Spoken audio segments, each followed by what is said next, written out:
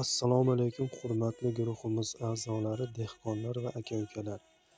Bugun sizlarga kartoshkadan yuqori hosil olishning eng muhim sirlarini aytib o'taman.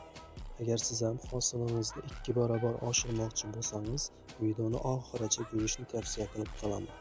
Birinchi, urug' tanlash.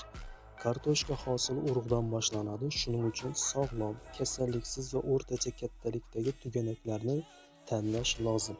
Ekilishdan 2-3 kun oldin yorug' joyda qoldirib, tuganaklarni uyg'otish lozim. Keyingisi, kartoshka yumshoq va unumdor tuproqni yaxshi ko'radi.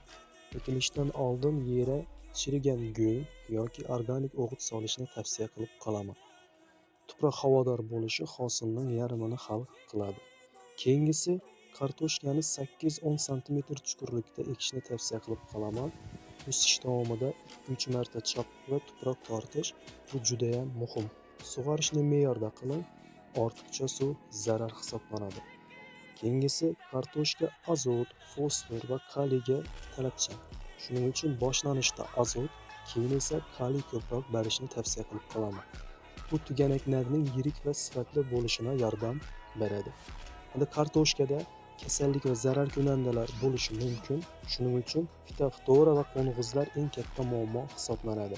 Vaqtida fungitsid va insektitsid bilan ishlashni tavsiya qilib qolaman. Shu oddiy qoidalarga amal qilsangiz, hosilingiz yanada mo'l bo'ladi. Agar videomiz foydali bo'lsa, like bosib, sahifamizga obuna bo'lib qo'yishni unutmang. Keyingi videolarimiz bundanda foydali va kerakli videolar hisoblanadi. Barchalaringizni dehqonchiliklaringizga Alloh barakasini bersin.